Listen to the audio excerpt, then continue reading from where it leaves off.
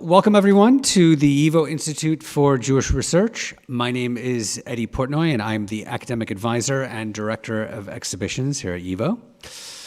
For those of you who may be unfamiliar with YIVO, we are a unique institution for the contemplation, exploration, and celebration of Yiddish language and Eastern European Jewish culture. To this end, we maintain a library and archive that contain over 24 million documents and artifacts, and approximately 400,000 books. Scholars and researchers from around the world come to YIVO to perform their research using these resources. In addition, we offer many classes on Jewish culture and Yiddish language, exhibitions and public programs like this one, where we aim to bridge the worlds of Jewish culture and our vast library and archival collections. Among our current projects is the digitization of YIVO's voluminous Jewish labor and political archives, which encompasses more than 3.5 million pages of documents from the 1870s to the 1990s. Collected initially by the Jewish Labor Bund, these materials help illustrate how the Jewish working class was instrumental in the international labor movement, how Jewish immigrants to the United States brought their political ideologies, social consciousness, and demand for labor reform to the new and fertile ground of the American working class, joining other ethnic groups in the fight for fair wages and workers' rights. And I can just add that this project recently had its NEH and ILMS funding pulled, so if anyone is feeling particularly generous and would like to donate, we would be most appreciative. These collections of which I speak are among those in which this evening's speaker has spent an enormous amount of time doing research on the Jewish labor movement and the revolutionary figures connected to it. Our speaker tonight is Tony Michels, the George L. Masse Professor of American Jewish History at the University of Wisconsin-Madison. He is the author of A Fire in Their Hearts, Jewish Socialists in New York, editor of Jewish Radicals, a documentary history, and co-editor of the Cambridge History of Judaism, Volume 8, The Modern World, 1815 to 2000. Professor Michels will be speaking tonight on the revolutionary Jews Leon Trotsky and Chaim Zhitlowsky and the influences of their ideologies. This lecture has been brought to you thanks to the generous support of the Rackelin family. Please join me in welcoming Professor Tony Michels.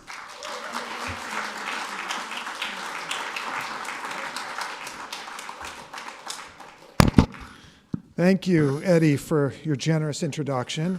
And I, too, would like to thank the Rackelin family for the generosity in making this lecture possible. I'd like to thank YIVO for hosting me, and especially Alex Weiser, Julia Rothkopf, and Eddie Portnoy for handling all the negotiations and helping me to get here. So thank you. Okay, you're gonna have to bear with me with the technology. I don't have many images, but I do have a few. And I have this little device I'll keep right here. All right.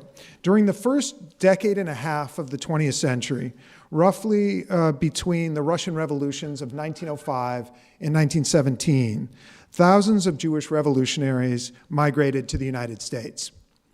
Two of the most famous and most influential during this period were Leon Trotsky and Dr. Chaim Zhitlowsky.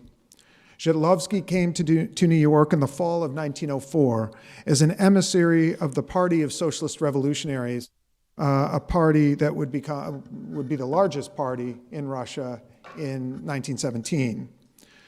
It was a party that Zhitlowsky helped to found a few years before he came to the US. Trotsky came in early 1917, a Russian Social Democrat, a leading member of the Russian Social Democrats, a Marxist party, of course. The two men differed from one another in important ways. Zhitlowsky adhered to Russia's agrarian populist tradition, whereas Trotsky, again a Marxist, viewed the urban proletariat as the primary social force in Russia. Zhitlowsky was also an avowed Jewish nationalist who saw no contradiction between nationalism and socialist internationalism. Trotsky, by contrast, considered proletarian internationalism the antithesis of Jewish nationalism and indeed nationalism of all kinds. And it's safe to say he would have objected to the title of my talk in as much as it classifies him as a Jewish revolutionary. It's not how he defined himself. But I hope during the course of the lecture it will become clear why I have chosen to label him in this way. The differences notwithstanding, and there are more differences than the two I just mentioned, there are good reasons to discuss Trotsky and Zhitlowsky in relation to one another. Although Trotsky did not define himself as a Jew for most of his adult life, maybe his entire adult life, he famously disavowed any nationality. I want to emphasize this, Jewish or Russian. He famously referred to himself as a social democrat and only that. When asked, are you a Russian or are you a Jew? He said, neither. I'm a social democrat and only that. Still, Trotsky was seen by others as a Jew. Quite often throughout his life, both Jews and non-Jews viewed Trotsky as such. Furthermore, toward the end of his life, Trotsky had begun to think seriously about the Jewish predicament, and he arguably laid the groundwork for a new approach to the problems of poverty and anti-Semitism that plagued Jews. When Trotsky began to address the Jewish question, the proverbial Jewish question, in the 1930s, he did so in a way that affirmed Jewish national aspirations. One could say that Trotsky, and I say this, with some care, I don't want to overstate the point, but one could say that Trotsky pivoted towards Zhitlowsky's way of thinking on the Jewish question, not because he read Zhitlowsky's writings or engaged with him directly, but because Trotsky had begun to draw certain conclusions that overlapped with Zhitlowsky's way of thinking, which is to say that Jews were a nation and demanded a particular solution to the problems facing Jews. But they diverged sharply in at least one way. While Trotsky was a staunch, at the end of their lives, I've already mentioned two ways they diverged early in the 20th century. By the 1930s, Trotsky was, of course, an opponent of Stalin. Indeed, the world's leading analyst and critic of Stalinism as a social and political system. Zhitlowsky, by contrast, moved squarely into the Stalinist camp by the end of the 1930s. In short, the positions and ideas put forward by Trotsky and Zhitlowsky contributed to and reflected the shifting landscape of Jewish politics in the first half of the 20th century.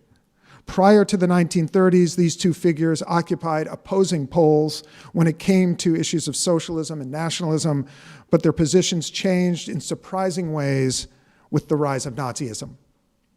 To trace their diverging and converging trajectories, in particular, how they were received by some Jewish intellectuals who admired both Zhitlowsky and Trotsky. Again, despite their differences in perspective, I will introduce a third person into this discussion, and that is the Yiddish poet Aaron Glantz Lealis, who is best known for his role in modern Yiddish poetry, but who also played an active role in the political debates of the era. So I will introduce Lealis later. I will say more about him later, but I wanted to tell you up front, because he's not in the title, that Aaron Lealis will be brought into the discussion because, as someone who admired Zhitlowsky and Trotsky and engaged with both of them quite seriously during the era we're talking about. So I'll turn to Zhitlowsky first, and here's going to be the test of my prowess, lack there. Oh, here we go. There's Chaim Zhitlowsky, born in 1865, died in 1943. This was taken toward the end of his life, but I don't know when.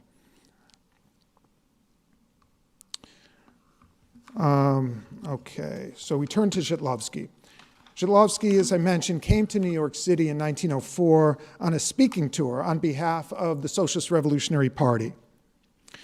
He was sent to raise money for the party, which had recently assassinated the Russian interior minister. This party was responsible for carrying out a slew of assassinations during the first half of the 20th century. He was not involved in those assassinations, but he was an important person in the party and played an important role in formulating its platform in the early 1900s. They sent Trotsky, the party sent Trotsky and Catherine Breshkovskaya on a fundraising tour. Zhitlowsky was chosen because of his ties to the immigrant Jewish community, his mastery of the Yiddish language, and his expertise as a theoretician. He and Breshkovskaya raised a lot of money to the party, most of which went for the purchase of weapons to form self-defense groups and were used for other purposes. I'm sorry? Yes, he sent Zhitlowsky. I'm sorry, did I say someone?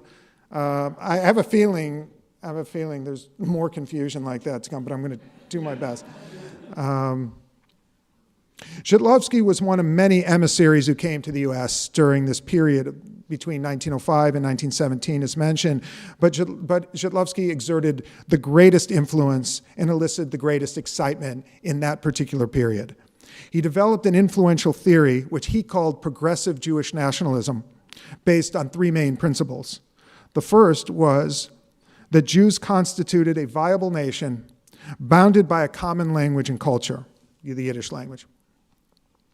In this view, intellectuals must take the lead in creating a fully developed Yiddish language civilization in the areas of science, humanistic knowledge, and the arts. His vision of what he called Yiddische Kultur, which didn't mean just Yiddish culture, but Yiddish culture in the high advanced sense that I just tried to indicate, right? The expanse of science and the arts and so forth.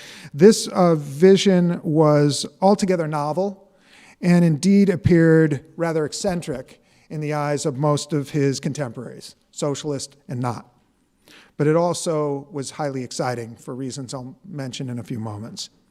Second, Zhitlowsky contended that working-class internationalism and Jewish nationalism should be understood as complementary and mutually reinforcing principles, contrary to what most European socialists believed at the time, and most, for that matter, most Jewish socialists in New York believed at the time. Third, Zhitlowsky insisted that Jewish national revival required communal autonomy in the diaspora, which is to say a measure of self-governance by Jews of internal Jewish affairs. That's what I mean by autonomy. And in addition to communal autonomy in the diaspora, Russia, the United States, and so on, the Jews required a Jewish homeland in Palestine or wherever feasible. In other words, what was known as territorialism. He believed in autonomy and territorialism for the Jews within a socialist framework. Zhitlowsky was not the first or only Jewish thinker to advocate for one or more of these principles. The historian and communal activist Simon Dubnow, for instance, formulated a politically liberal version of Jewish communal autonomy. But Zhitlowsky was the first socialist to forge a coherent theory of Yiddish national culture, communal autonomy, and territorial settlement, the core elements of his progressive Jewish nationalism, and inject this into the revolutionary movement. So other people were associated with some of these ideas. He was the only one to put that all together and again inject it into the revolutionary movement. Zhitlowsky generated tremendous excitement in the United States when he came in the fall of 1904. In addition to the prestige he enjoyed as leader of the Socialist Revolutionary Party, he appealed to the sentiments of many leftists in the United States. I'm talking now about Jewish immigrants primarily, who had already started, in reaction to the 1903 Kishinev pogrom, and anti-Semitic violence more broadly, it already started to reconsider their earlier rejection of Jewish nationalism, going back to their earlier days in the 1880s and the 1890s. Zhitlowsky offered a fully developed theory that redefined the basic terms of discussion. What socialists had traditionally called internationalism, Zhitlowsky labeled cosmopolitanism, which he defined as the mistaken belief that nations were growing obsolete and individuals could somehow choose to live in an undifferentiated mass of humanity. Zhitlowsky held that national self-awareness was intensifying and that cosmopolitanism was not only diluted, but its claim to universalism reflected a kind of national chauvinism that expected small stateless nations, like the Jews, to dissolve themselves into large, powerful nations. The correct meaning of internationalism, according to Zhitlowsky, was not the denial of nationality, but the cultural development of all nations, weak and strong, small and large, in a spirit of brotherhood between peoples. That was a phrase he used. To those who believe that nationalism necessarily caused intergroup conflict, Zhitlowsky responded that nations could just as likely provide peaceful, cooperative forms of community. A correct understanding of internationalism, with emphasis properly placed on the hyphen, recognized that, quote, of the right of peoples to self-determination in harmony with one another. Zhitlowsky's ability to reconcile seemingly immutable dichotomies thrilled people who had grown tired of having to choose between the particular and the universal. Quote, Jew and man, the title of one of his famous essays. One thing and its purported opposite. Zhitlowsky explained how a modern person could integrate multiple facets into a whole identity. Highly educated and cultivated, a philosopher who had earned a PhD from a Swiss university, Zhitlowsky taught by word and deed that a Jew could feel perfectly at home in what he called general human culture, and in Yiddish Kultur, or this Yiddish culture that he imagined was coming into existence at the same time. Who Zhitlowsky was and how he presented himself added to the credibility of his ideas in the public mind. Zhitlowsky spoke German and Russian perfectly, without an accent. But he could also hold forth in a polished, sophisticated Yiddish of a kind few had ever heard.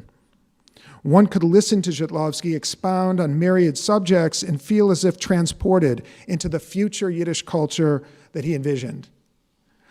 The example he set demonstrated the possibility of the goals he preached. And I'll quote one prominent individual in his reaction to Zhitlowsky. That's Rabbi Judah Magnus, who at the time, he was a Reform rabbi and at the time was the head of the Federation of American Zionists, later the first head of Hebrew University in Jerusalem. He wrote to an associate of Zhitlowsky's, quote, quote, it is not given to many men to have influenced others so deeply in so short a time as Dr. Zhitlowsky. Anyone who has eyes to see can know of the great change Dr. Zhitlowsky has brought about in the spiritual makeup of the Jewish community of Russia and in this country, the United States.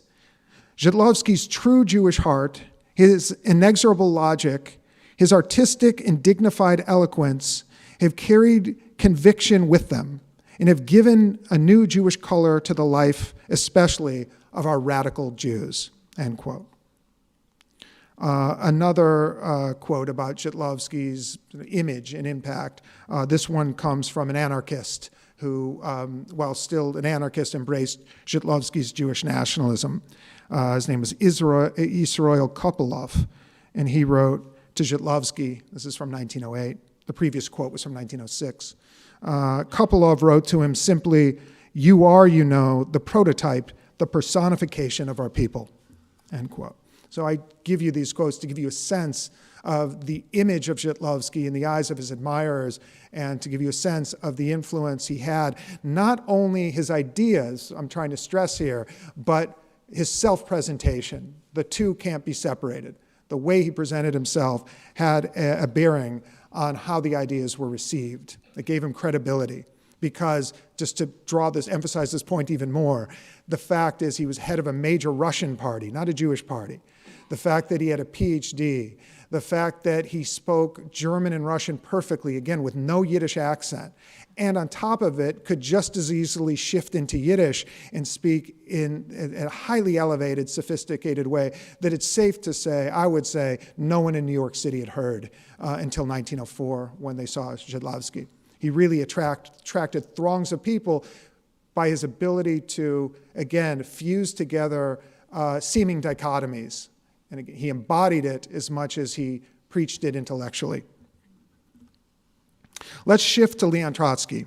When Trotsky moved to the United States in January 1917, hold on, I'm sorry. There's Trotsky. The picture I'm showing you here is from a book, a collection of Trotsky's writings that had been translated into Yiddish. I think this is from 1921. So this is a book of his writings that were translated into English from Russian by a man named Moise Olgin, who was a leader of the Bund, himself a PhD from Columbia University. He put together the first collection of Trotsky's writings in English in this country, as far as I know. That was 1918. A couple years later, the Jewish Socialist Federation of the Socialist Party decided to translate the book into Yiddish and add this illustration of him. And there you go. And he later wrote Trotskyism, Counter-Revolution in Disguise. Now that you mention it, yes, let's mention Olgin's notorious tract from the 1930s called Trotsky or Trotskyism, Counter-Revolution in Disguise, another book that was translated into Yiddish. It's a odious tract. When Trotsky moved to the U.S. in January 1917, he didn't represent a political party, meaning he was not an emissary of the Russian Social Democrats the way Zhitlowsky was for the PSR, the Party of Socialist Revolutionaries. He came by himself with his family looking for refuge. Trotsky had bounced around through a number of countries between roughly 1906 and 1917. Nor did Trotsky intend to join the immigrant Jewish community. The man born Lev Davidovich Bronstein made clear that he felt no attachment to the Jewish people. As I mentioned, he was once asked famously, "Are you a Jew or Russian?" And he retorted, "I am neither a Russian nor a Jew, but an internationalist." Some versions will say he said, "I'm a social democrat." There are different versions of this. Counterposing Jewish solidarity, Trotsky's with internationalism. Trotsky's internationalism was of the sort that Zhitlowsky vigorously challenged. Still, regardless of how Trotsky identified himself, Yiddish-speaking immigrants tended to view him as one of their own. Following Trotsky's arrival, the Vorwärts, the leading Yiddish daily of its time, featured his picture on the front page of the newspaper with a caption that read, quote, "This is Comrade Trotsky, the Russian Jewish revolutionary, who was driven from all of Europe because of his revolutionary ideas," end quote. The accompanying profile to that picture highlighted Trotsky's Jewish background and mentioned that while Trotsky could neither read nor speak Yiddish, he understood Mamaloshin well and wished to learn Hebrew. Both claims were untrue, but they appealed to the sentiment of the Vorwärts' readers. By all accounts, Trotsky made a strong impression on the immigrant Jewish public. The Vorwärts described a speech he delivered in Cooper Union, for instance, as, quote, "masterful in the full sense of the word." Olgin, who I referred to in connection with this book, Olgin, who was a product of the Bund, right? He was not a Russian Social Democrat at that time. He likened Trotsky to, quote, "a compressed spring." Quote, "He is always aggressive. He is full of passion, that white-heated, vibrating mental passion that characterizes the intellectual Jew." So let me, end quote. So, here Trotsky is identified as a Jew. He's identifying as having a supposed Jewish character trait, intellectual passion, which was not only a stereotype of Jews in Russia, it was a strong stereotype in New York at that time. And this was seen by certainly intellectuals and people on the left as a positive trait. I'll give you a couple of other quotes from people who used to watch Trotsky's lectures in 1917. This is by a man named Maurice Malkin, who used to see Trotsky lecture at the Rand School, the Socialist Party school downtown. He remembers Trotsky as, quote, "a pyrotechnic orator." quote, his hands would shoot into the air, he would pivot from foot to foot, his voice at one moment soothing would suddenly shriek with indignation and his whole body would tremble. Then suddenly, composed, he would be soulful and lugubrious, end quote. Final quote, this is from Louis Waldman, a well-known labor lawyer and member of the New York State Assembly.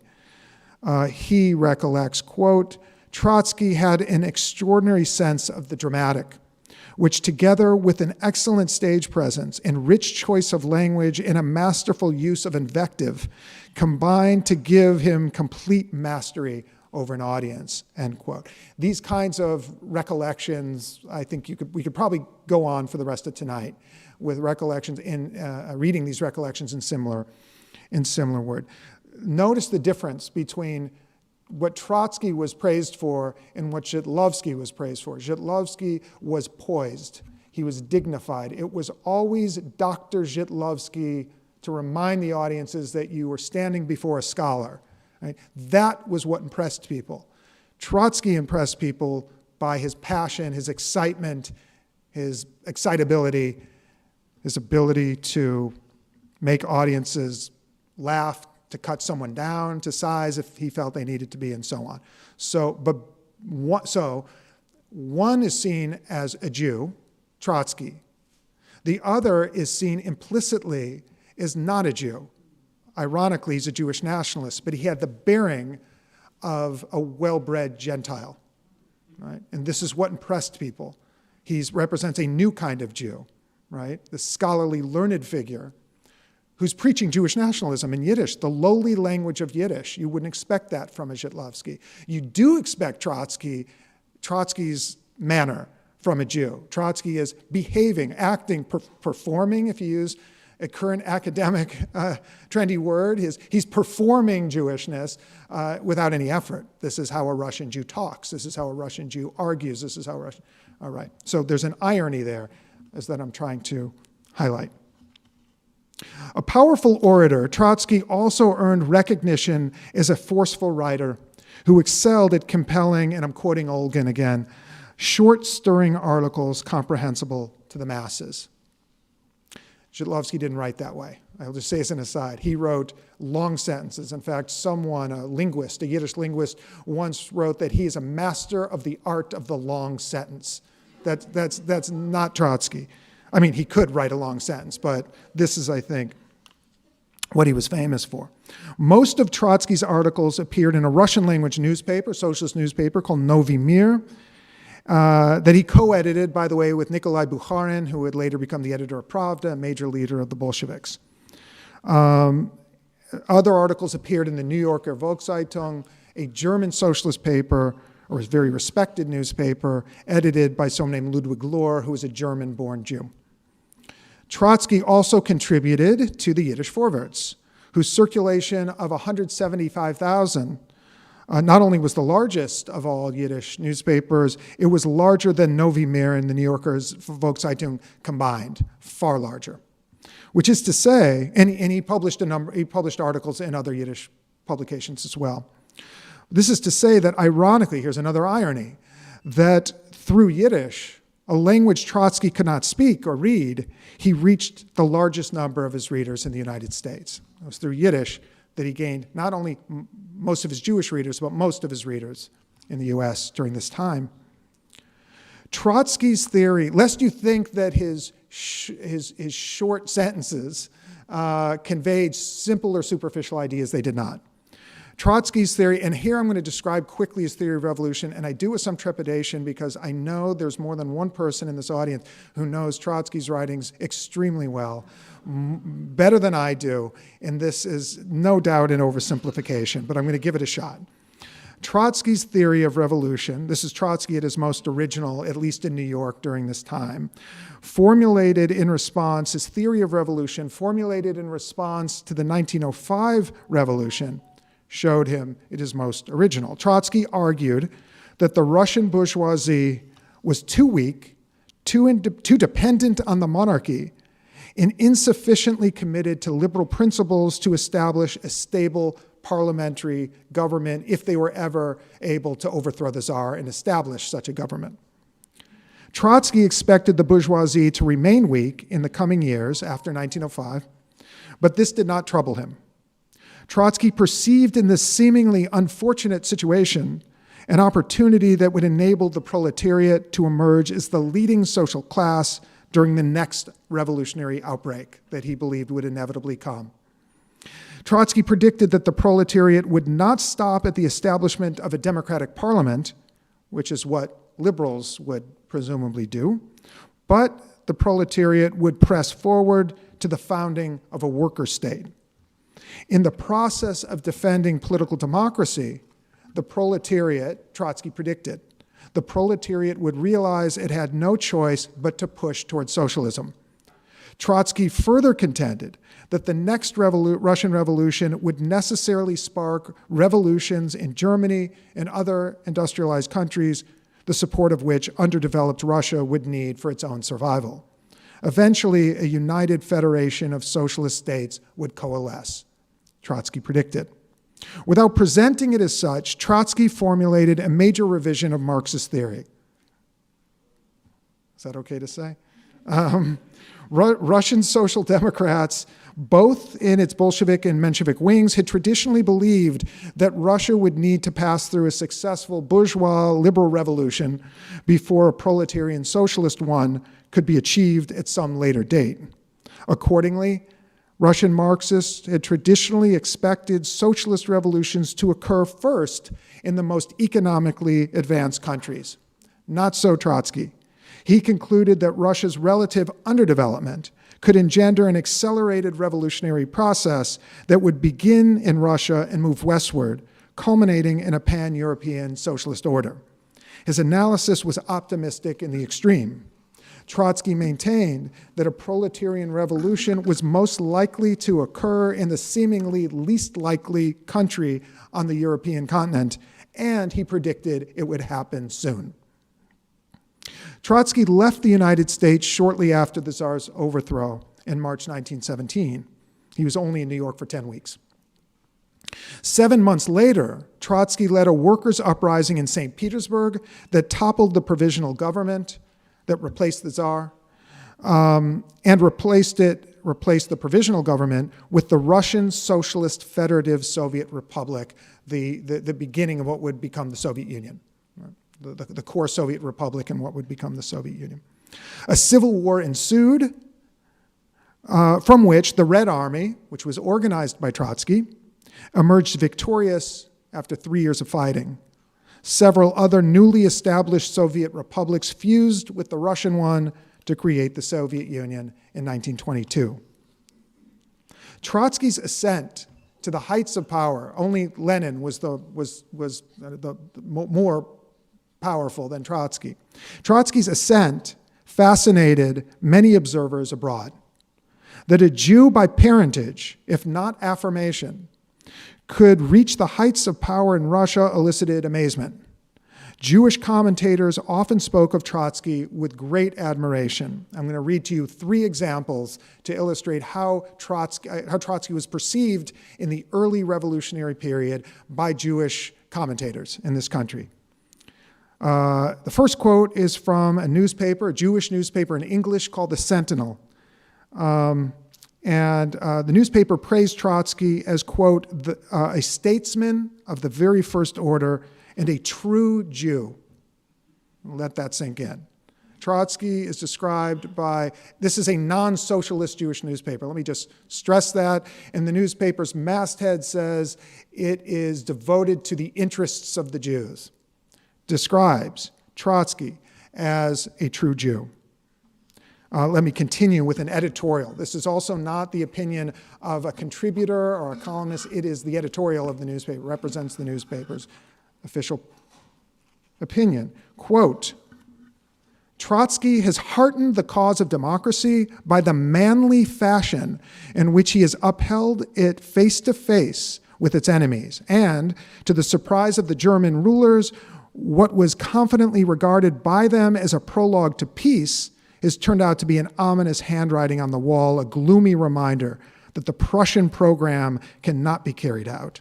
Thus, through Trotsky, Russia has done its bit In spite of the collapse of the armed forces once marshaled by the Teutons, Trotsky has shown that he is needed at the helm.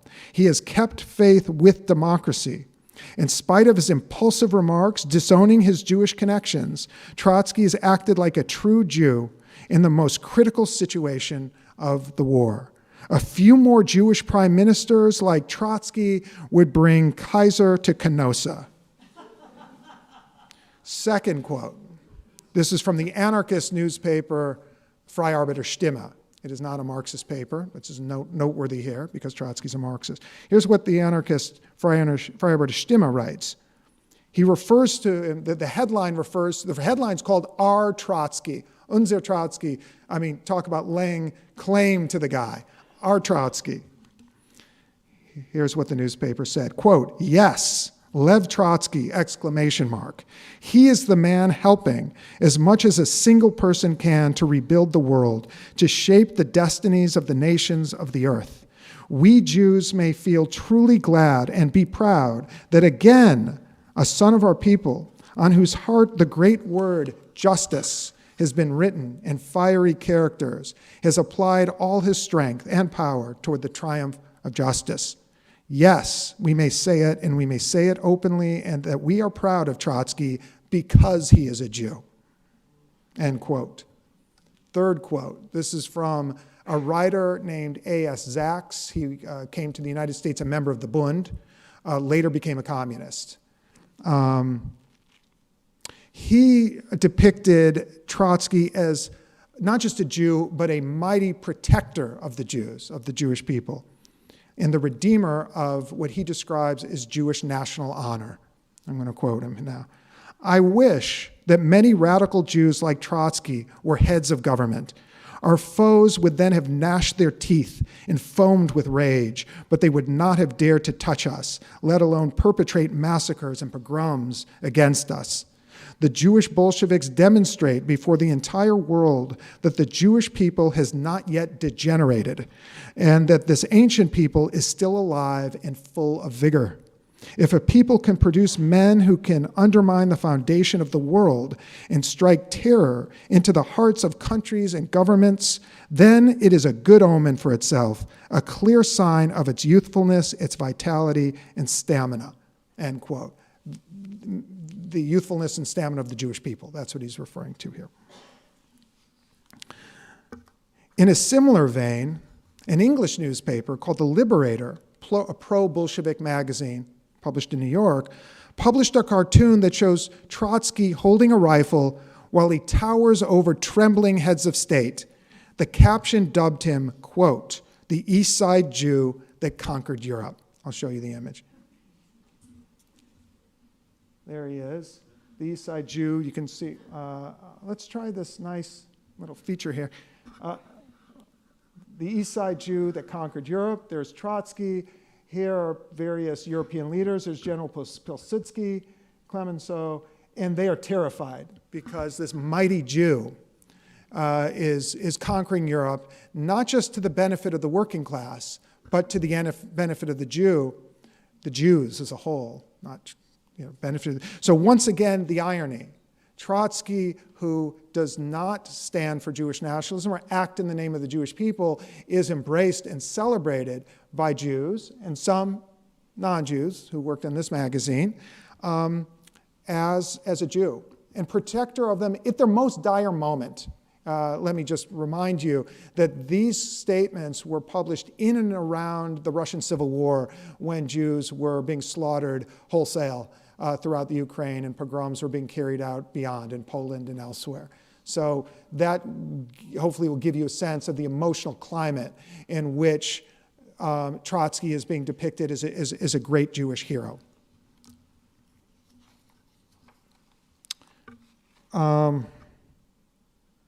Okay, the above depictions would have surely mortified Trotsky had he known of them. But American commentators viewed Trotsky as a Jew regardless of his own sense of identity. This is not to say that all Jews sympathized with Trotsky Rabbi Stephen Weiss, head of the American Jewish Congress and a very prominent Reform rabbi, did not like Trotsky and warned against associating him with the Jews. He referred to Trotsky as a social aberration and disliked Trotsky till the time of his death. All right. He's an example of a prominent figure in the Jewish community who did not like any of this sort of thing that I'm describing to you. At the same time, to make things, to carry on with this point of people who didn't like Trotsky, there was a common anti-Semitic view. Stephen Weiss was not an anti-Semite, I want to make that clear. But there was an anti-Semitic view of Trotsky that placed him at the center of an international Judaic Bolshevik conspiracy. And I'll just read to you a couple quotes. The Attorney General, Palmer, stated this: "My information shows that communism in this country is an organization of thousands of aliens who were direct allies of Trotsky." End quote. Here is a quote from in a Senate subcommittee meeting by Reverend George Simons, who was the former superintendent of the Methodist Episcopal Church in Russia and Finland prior to the revolution. And he alleged, quote, "The present chaotic conditions in Russia are due in large part to the activities of Yiddish agitators of the Lower East Side of New York City, who went to Russia immediately following the downfall of the Tsar," end quote. No, I'm sorry. It's not the end of the quote. I'll continue. "These Yiddish agitators from the New York East Side followed in the trail of Trotsky, who was himself on the East Side at the time of the Tsar's overthrow," end quote. Final quote comes from a journal called The Forum. Quote, "When drunk with power, Lenin and Trotsky sought, beginning with Germany, to make Bolshevism the ruling force in every civilized country. Where did they send many of their cleverest propagandists? They sent them to New York, to the Lower East Side, the breeding place of revolt in the New World," end quote. So these are just examples of really what was a widespread view of Trotsky and Jews.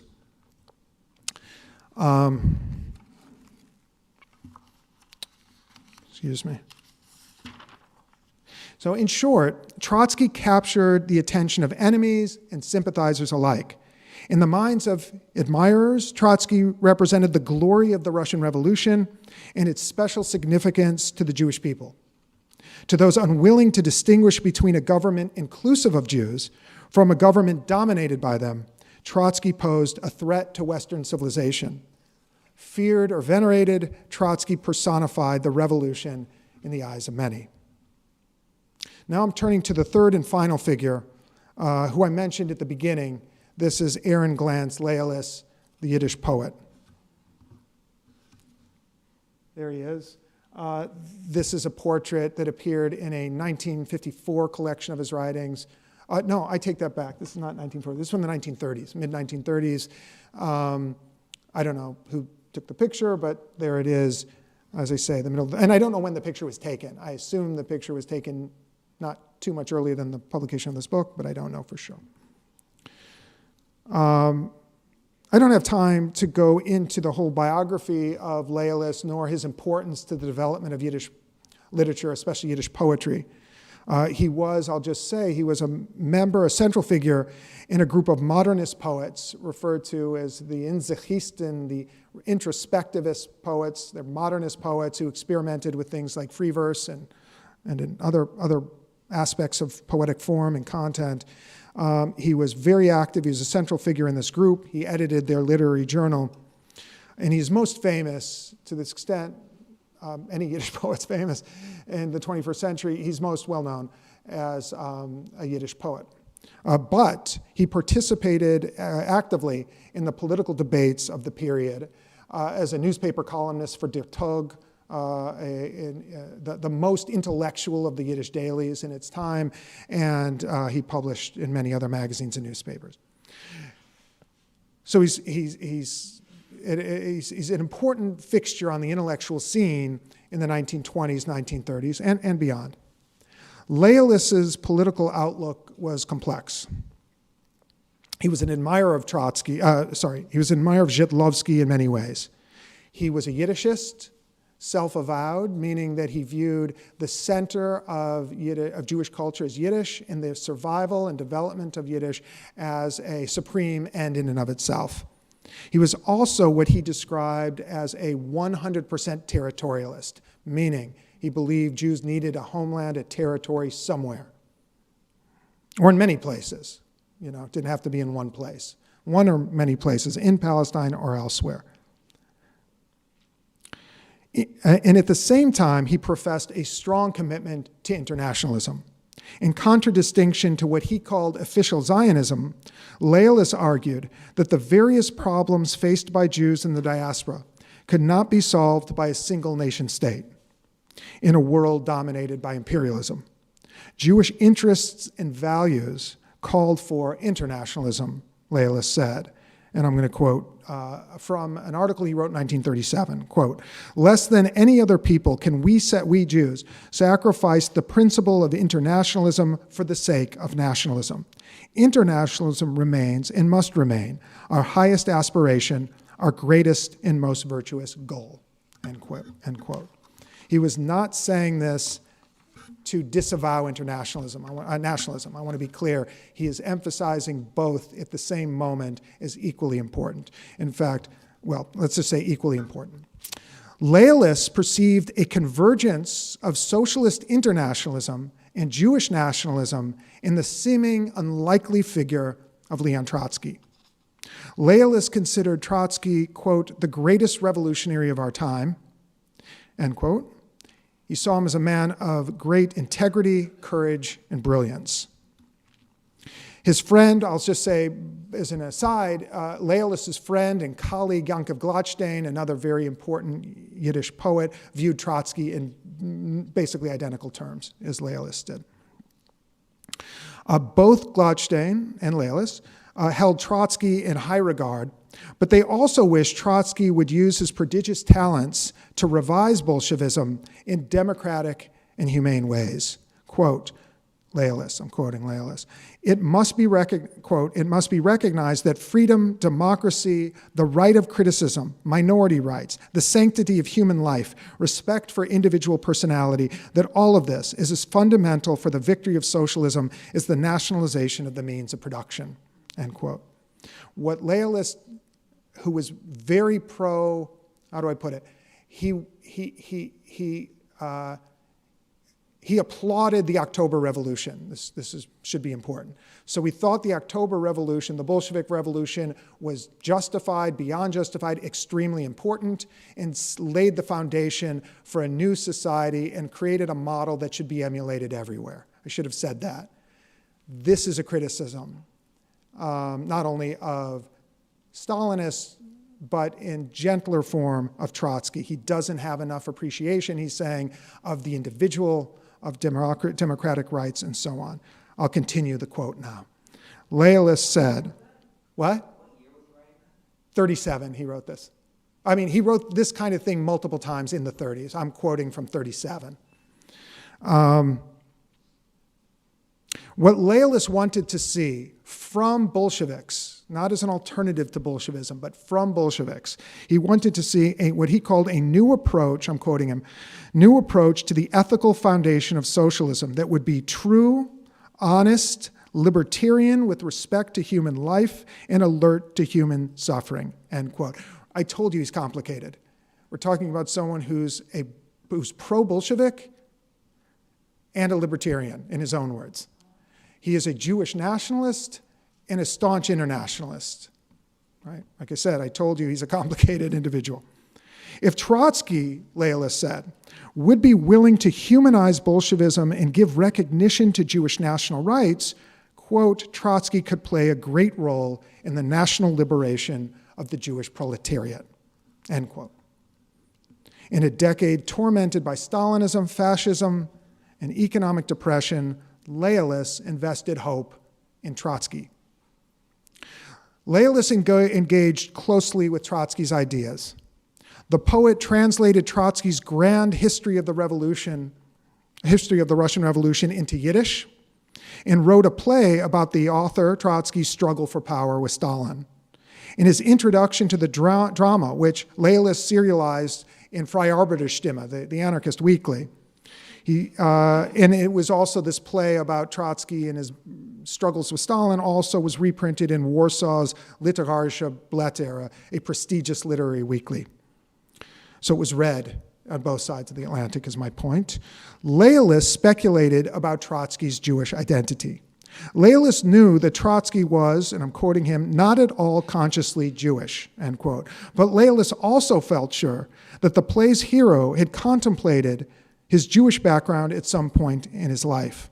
A person of Trotsky's incisive intelligence, who had commented on the Russian dimension to Lenin's personality, must have given thought to what Loyalists called, quote, his own national Jewish roots that connected, end quote, that connected Trotsky to other revolutionaries of Jewish descent, Karl Marx first and foremost. Furthermore, Trotsky, according to Loyalists, exhibited a certain type of Jewish perspective that Loyalists saw expressed in Trotsky's opposition to Stalin, specifically to the dictator's drive to build, quote, socialism in one country, end quote. Just bear with me. I'm going to explain what that quote means so you'll understand Loyalists. You'll understand what the concept socialism in one country means so you'll understand what Loyalists is saying about Trotsky. So Stalin's goal of socialism in one country, that's Stalin's slogan, his goal entailed breakneck industrialization, severe exploitation of workers and peasants, the creation of a totalitarian bureaucracy, and the subordination of revolutionary movements abroad to the Kremlin's strategic interests. Trotsky dismissed socialism in one country as a contradiction in terms, an impossibility. You cannot have socialism in one country. Socialism's prospects in Russia, according to Trotsky, depended on the occurrence of revolutions in more developed countries that could provide technological and financial aid to their quote, backward neighbor, meaning Russia. Trotsky warned, quote, without a more or less rapid victory of the proletariat in advanced countries, the workers' government in Russia will not survive. Left to itself, the Soviet regime must either fall or degenerate, end quote. That's Trotsky's, taken from Trotsky, one of his many critiques of Stalin. Loyalists sensed in the Trotsky-Stalin dispute over socialism in one country a divide between Jew and Gentile. Quote, I'm quoting Loyalists. Socialism in one country, I'm not quoting Loyalists.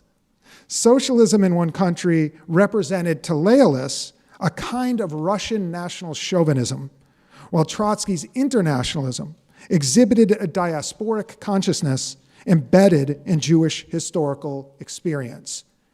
In other words, of course it's a Jew who's used to living in a diaspora, in the diaspora, who would look at socialism in one country and say, how narrow, right? This is Russian chauvinism. Trotsky, the Jew, looks at the world.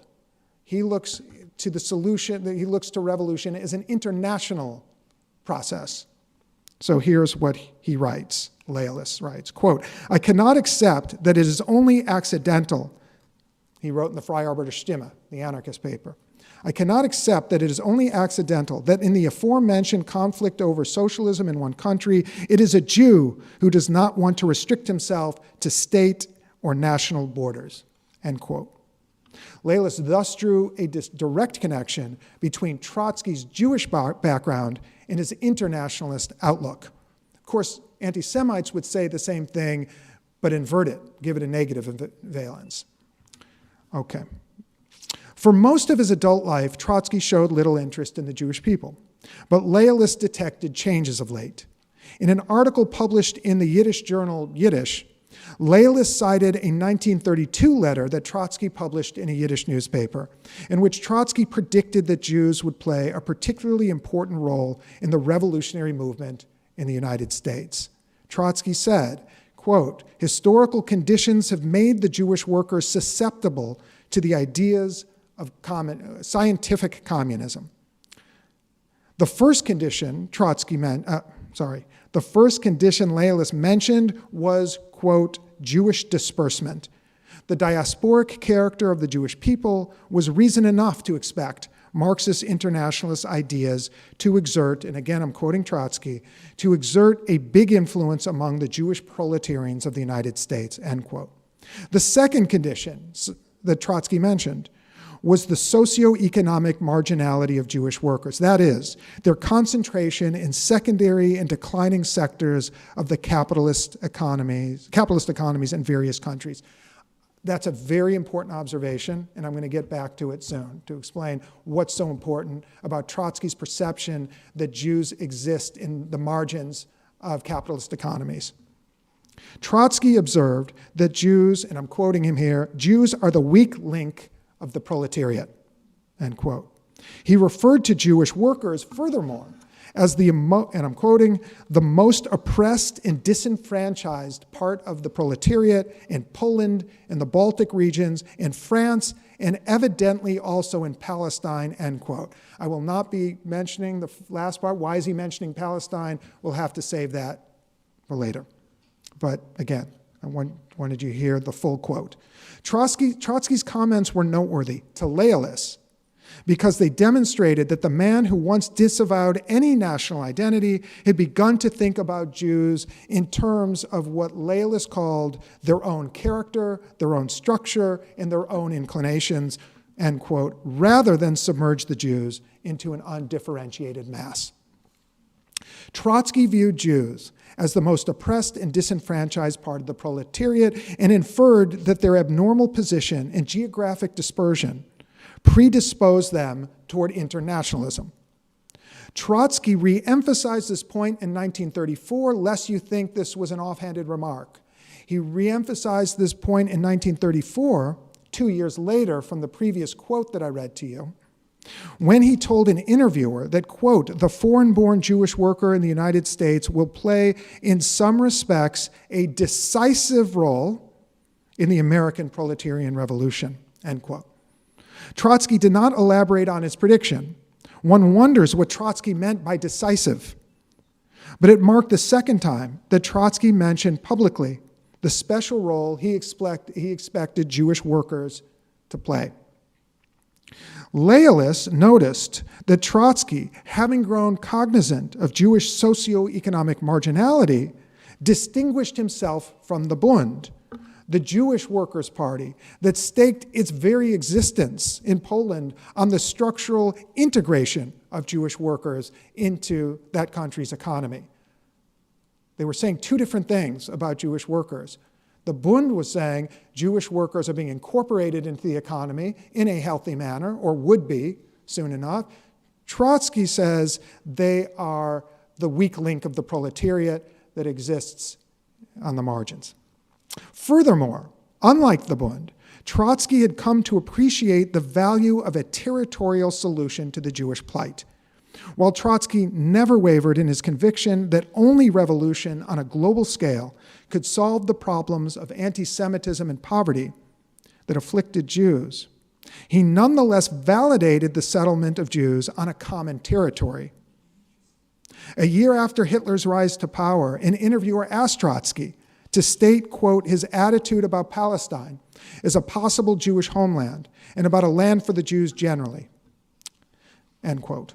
That was the question I just quoted, posed to Trotsky. Trotsky called such a territorial option, quote, conceivable, albeit contingent upon what he called a triumphant socialism. Less than 3 years later, in January 1937, Trotsky offered his strongest and most widely publicized statement on Jews in an interview conducted by two Yiddish journalists in Mexico City with the aid of a translator. Trotsky began by sharing what he called his greatest regret for his inability to speak in Yiddish. He said, quote, during my youth, I rather leaned toward the prognosis that Jews of different countries would be assimilated and the Jewish question would thus disappear in a quasi-automatic fashion. The historical development of the last quarter of a century, Trotsky continued, has not confirmed this perspective, end quote. In other words, his prediction, like most Marxists, that the Jews would almost automatically disappear, has not happened as of 1937. Anti-Semitism had grown more threatening than ever, and most Jews had not assimilated in the sense of total disappearance into the societies in which they lived. The cultural vitality of Jews furthermore impressed Trotsky. Quote, "The Jews have created their own press and developed the Yiddish language as an instrument adapted to modern culture." That's Zhitlowsky's idea. Yiddish is a modern culture. Let me keep going. Quote, "One must therefore," this is Trotsky again, quote, "one must therefore reckon with the fact that the Jewish nation will maintain itself for an entire epoch to come," end quote. Furthermore, while Trotsky disapproved of Zionism or any solution thought to be dependent on what he called rotting capitalism, and that's the invective that Trotsky was famous for, on rotting capitalism and British imperialism, Trotsky anticipated the establishment of a formally designated Jewish territory in the future. And I'm quoting him. "Once socialism has become master of our planet, or at least its most important sections," Trotsky ventured to say, "it will open the possibility of great migrations on the basis of the most developed technique and culture," end quote. It will then become feasible for, quote, "certain nationalities or parts of nationalities to establish homelands of their own." Quote, "The dispersed Jews who want to be reassembled in the same community will find a sufficiently extensive and rich spot under the sun," end quote. In a follow-up article solicited from Trotsky by the Yiddish daily Der Tag, Trotsky reiterated his prediction. Quote, "The very same methods of solving the Jewish question, which under decaying capitalism has a utopian and reactionary character, that is Zionism, will, under a regime of a socialist federation, take on a real and salutary meaning," end quote. Despite, in other words, despite Trotsky's rejection of Zionism, Trotsky had come to view Palestine as a potential Jewish homeland. Now, Trotsky never developed a full-fledged analysis of the Jewish question.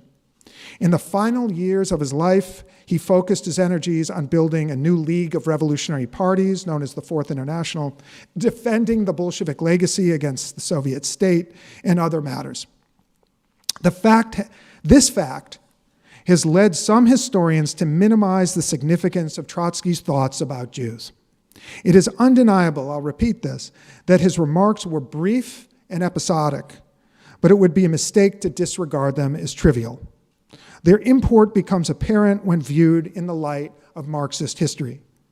Marxists had traditionally believed that the Jewish people would disappear in, quote, "a quasi-automatic fashion" as capitalism evolved and the class struggle proceeded. Trotsky himself acknowledged that prior to Hitler's rise to power, the predicaments of Jews had, quote, "never occupied his attention." After 1933, however, Trotsky felt he no longer had, in his words, "the right to be blind to the Jewish problem which exists and demands a solution," end quote. The solution Trotsky reached was both national and international in character. He drew three conclusions about Jews that overlapped with Zionism. One, the Jews constituted a viable nation. Two, Jewish workers occupied a precarious socioeconomic position in Eastern Europe and elsewhere. And three, they were entitled to a territory of their own in Palestine. It should be mentioned for the sake of clarity that Trotsky disagreed with both Zionists and the anti-Zionist Bund on certain points. Trotsky, unlike Bundists, believed Jews occupied a structurally disadvantaged economic position. As I said before, the Bund rejected that proposition. In contrast to Zionists, however, Trotsky concluded that Jewish workers could and indeed would function as effective political actors, not despite their collective weakness, but because of it. Think of his analysis of Russian backwardness. This is what he had said 30 years earlier when talking about Russia. Its backwardness made it more likely to be the site of a revolution. He's now applying, I think subconsciously, the same analytical structure to the Jews. The Jews are effective revolutionaries because they're weak. According to Zionists, by contrast, Jews could not act effectively on their own behalf in the absence of a firm economic foundation. Trotsky predicted that Jewish workers would play a, quote, decisive role in the struggle for socialism, not as an independent political force, mind you. Trotsky opposed all forms of independent Jewish politics, including and especially the Bund, but as an integral element within general revolutionary parties, by which he meant Jewish workers should join general parties. That's the way towards their liberation. So he differed from the Bund and Trotsky on this question of whether Jews need their own political parties. He opposed independent Jewish politics. Trotsky was convinced that only through proletarian unity could Jewish workers liberate themselves in both class and national terms, both those ways. As for his third conclusion, it bears repeating that Trotsky dismissed the possibility of a Jewish national homeland until after the triumph of a proletarian revolution worldwide. It was futile, in Trotsky's mind, to work for a Jewish homeland in the here and now, an opinion obviously Zionists did not agree with. But according to Trotsky, only revolution could ensure the survival of the Jews as a nation based on a socialist economy and a shared territory. Trotsky advanced an original perspective, in short. Not a coherent theory or a program, but a clearly expressed viewpoint that eschewed Zionism and Bundism, but was too nuanced to be characterized as anti-Zionist. He planted the seed of a new theoretical approach that incorporated Jewish workers as a national group into his revolutionary Marxist framework. Loyalists' admiration for Trotsky notwithstanding, taking this back to Loyalists, he refrained from joining any Trotskyist party. Trotsky had not moved far enough toward Jewish nationalism, nor developed a sufficient appreciation of civil and political liberties to satisfy Loyalists' libertarian and Jewish nationalist instincts. Loyalists respected Trotsky. He agreed with him on fundamental issues having to do with the October Revolution, but Loyalists could not become a Trotskyist. The differences were simply too wide for him to ignore. I'm going to now jump ahead to the conclusion. What I was going to discuss, and we can discuss later, is the fact that Zhitlowsky becomes a Stalinist. We can save that till later. Just keep in mind, Zhitlowsky becomes a Stalinist. And I'll just conclude with these just final comments, and that is, by the dawn of the 1940s, Zhitlowsky had become an avowed Stalinist. Loyalists had abandoned the hope of a synthesis between Jewish territorialism, Yiddishism, and proletarian revolution, a la the Bolsheviks, and Trotsky lay dead at the hand of a Soviet agent in Mexico City.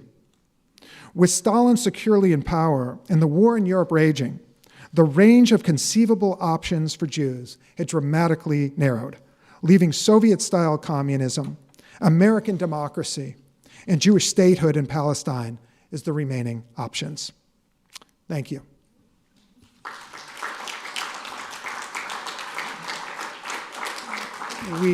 I believe we have plenty of time for questions, and I'm, of course, happy to entertain them. Alex? Could you comment on Lenin's possible Jewish background, when he discovered it, and what impact it had on history or Lenin? I'm afraid I can't. I know there is this discussion about Lenin's Jewish background or potentially Jewish background. There is a book about this that deals entirely with this subject. I think the author's name is Yochanan Petrovsky, but I haven't read the book, I'm sorry to say, so I really can't comment on that. I'm sorry.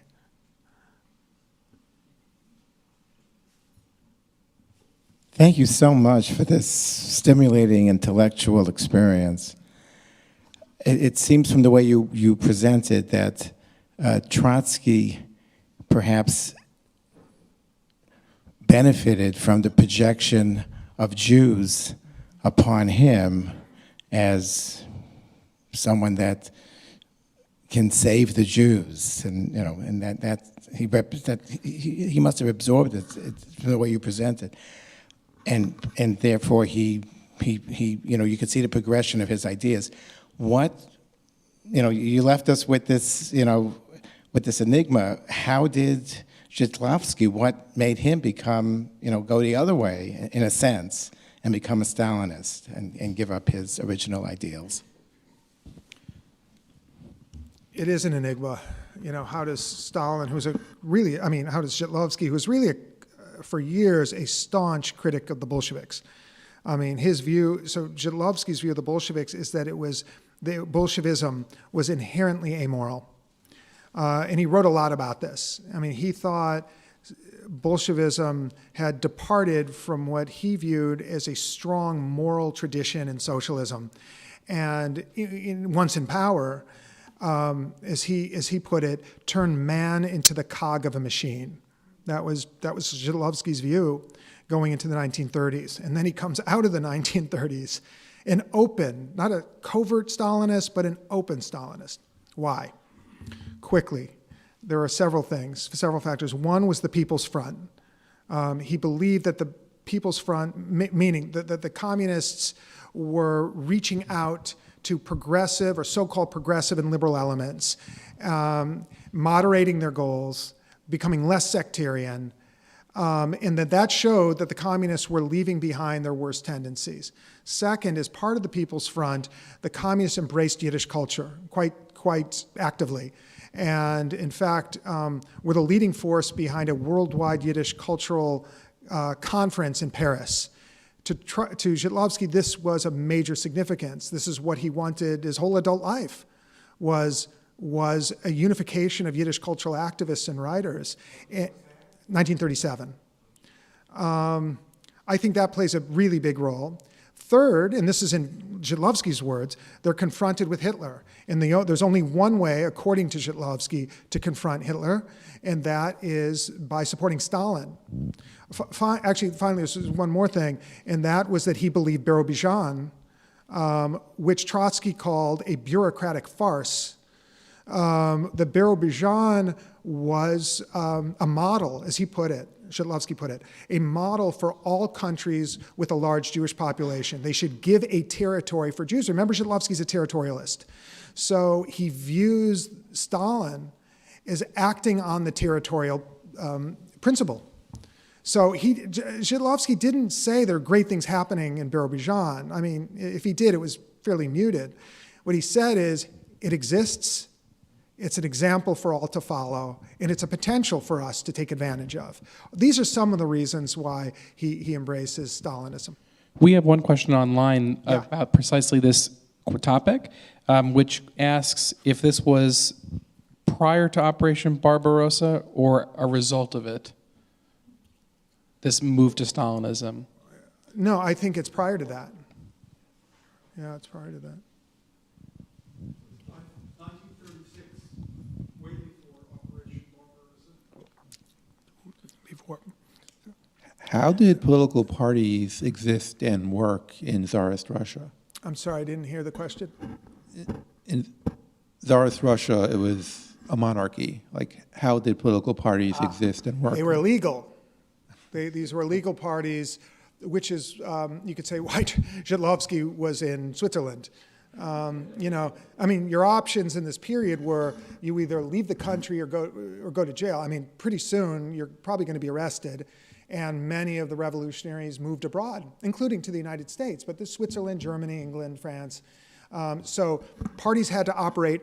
So many people left Russia so they could continue their revolutionary work in relative freedom. I say relative because, for one reason, the Okhrana, the Russian secret police, operated in a number of countries, actually, so it wasn't always possible to escape the long arm of the Tsarist law. But those who stayed in the countries who weren't arrested and, in Siberia somewhere, where had to operate illegally. They operated underground.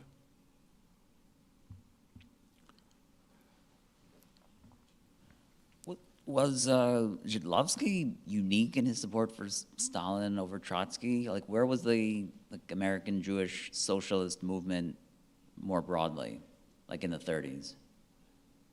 I missed the first part of the question. I'm sorry, my ears are actually quite clogged. Look, So I'm having a hard the time. American Jewish socialist movement, like more broadly in the 1930s, were they staunchly Stalinist? There were divisions. There was a large Jewish communist movement. There was the larger Jewish labor movement was, democratic socialist. I'm talking about the unions, the Workmen's Circle, the Forward. That was even larger than the communist movement. And then you had people in smaller parties, socialist Zionist parties, anarchists, people like that. So there was, an array of political positions and ideologies, which had always been the case, really, since the beginning of the Jewish workers' movement in the 1880s. And so, there were different competing views. And some of what was going on is what I tried to indicate. You have people evolving up to World War II and through World War II and beyond. The largest segment of the Jewish working class in the 1930s supported either the Socialist Party or Roosevelt, from a social democratic standpoint. Does that get your question?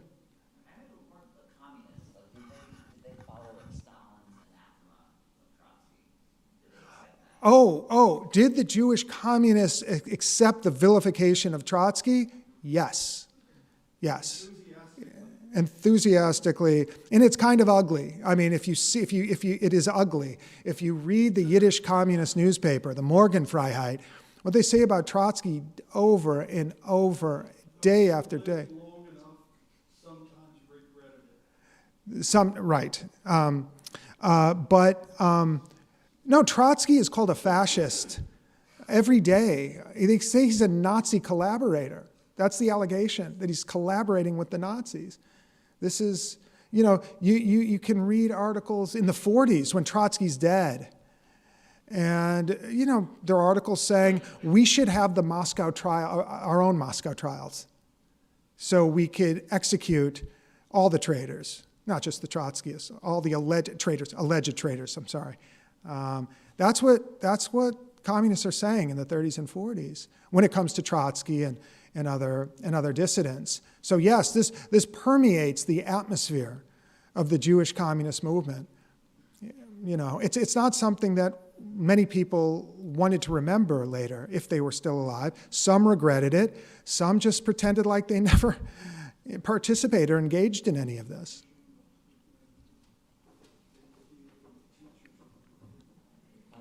Fascinating lecture. I was just wondering, this idea of Zhitlowsky in the end ironically becoming Stalinist. Yeah. But Stalinist in the sense that by taking this direction, he was actually connecting with people who were internationalist, i.e. Yiddish culture all over the world. For example, the Arbeiterring in England didn't split on communist socialist grounds. So unlike the American Arbeiterring, which membership peaked in 1925, the British Arbeiterring's membership peaked in 1938. So I just wanted to say, do you see a paradox there that actually by being, in your terms, Stalinist, he had actually become an internationalist, i.e. a Trotskyist? Because Trotsky is about international revolution, permanent revolution, and so Zhitlowsky, because he sides with the communists in the 30s, he can go to the International Yiddish Congress. Whereas all the American radicals who choose to side with against the communists are excluded from the development of international Yiddish culture. So Zhitlowsky disagreed. Let me try and answer your question this way. Zhitlowsky disagreed with American communists in the 30s and the Soviet Union in the 30s because, according to the Soviet definition of Jewish nationality, Jews were a national minority in the Soviet Union, but only in the Soviet Union. They were anti-diasporists. Zhitlowsky was a diasporist for the reasons I already said. He believed Jews were part of a worldwide nation that should forge bonds with each other. So, because of this difference, the Soviet government did not send a delegation to the Paris Conference. Communists from America went to the Paris Conference. and made common cause with Zhitlowsky and the other Yiddishists. But the Soviet Union didn't, because they they refused to give official sanction by virtue of sending a delegation to a body that spoke in the name of the Jewish nation worldwide. So what did you mean? You said earlier that Stalinists helped sponsor that conference. Stalinists helped sponsor it, in fact, took the lead in organizing the conference, but the Soviet Union at the 11th hour did not send a delegation. So these Stalinists were based in which countries? Stalinists in every country, but the Soviet Union. So the Stalinists from all countries went to Paris. The Soviet Stalinists did not go to Paris. They set the whole, this is the irony, the Soviet Union set in motion a process through the People's Front that led to the conference in Paris that they then refused to sanction because it was Zhitlowskyite in its conception. I mean, it was, they identified Zhitlowsky as the sort of ideological architect, and they wouldn't abide by it. However, this is the second half of your question I'm trying to address, that Zhitlowsky agreed with Stalin on the principle of socialism in one country. His view was the Soviet Union is huge. Why can't it build socialism? You know, when the Trotskyists are being realistic here, you know. He didn't attack Trotsky. Zhitlowsky never attacked Trotsky in the way the Stalinists did. I want to be clear about that. And he even wrote that Trotsky was not guilty of collaborating with Nazis. He did say Trotskyists in the Soviet Union were guilty of a conspiracy. Surely they must be.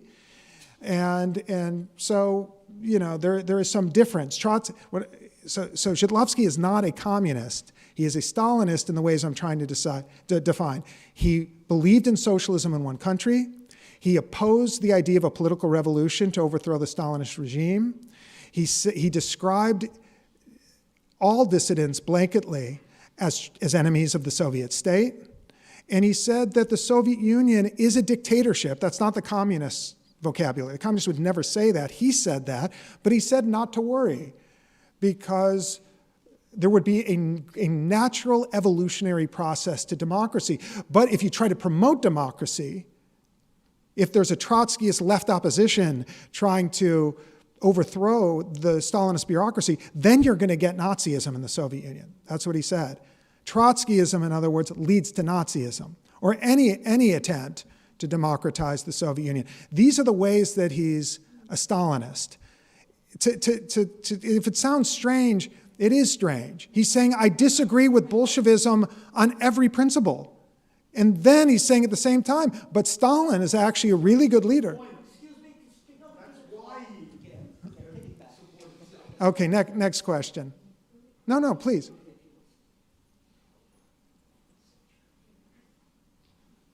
Please.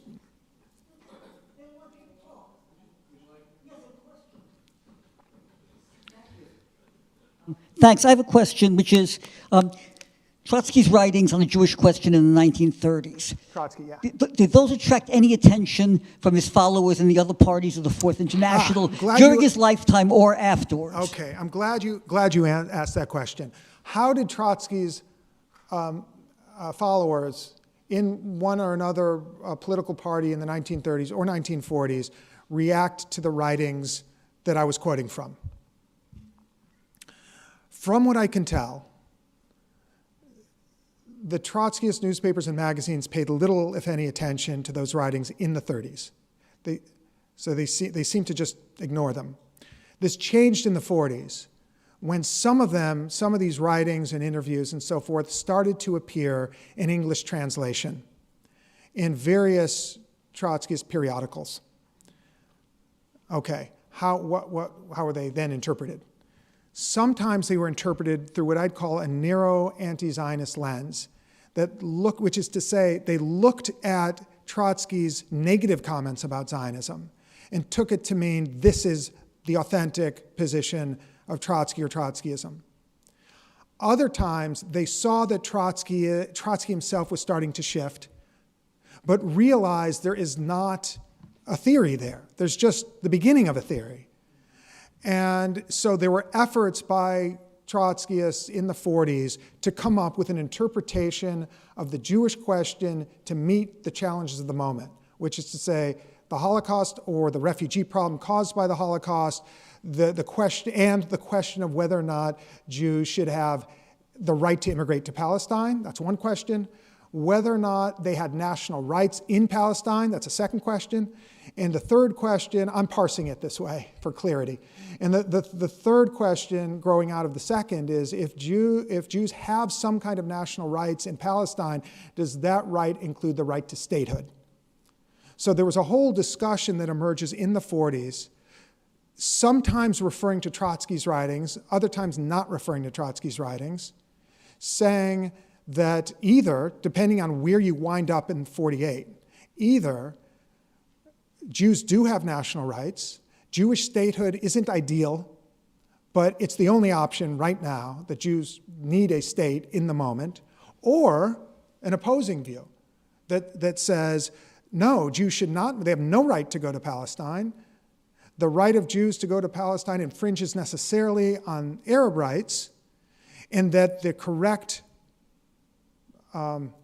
goal is a revolution in Palestine in which Arabs and Jews would join together to create a new kind of state that isn't a Jewish state or an Arab state, for that matter. So it depends. My short answer, I'm trying to give you a taste of the debates in the 1940s. And my short answer is Trotsky himself, his writings don't seem to have don't seem to be invoked that often.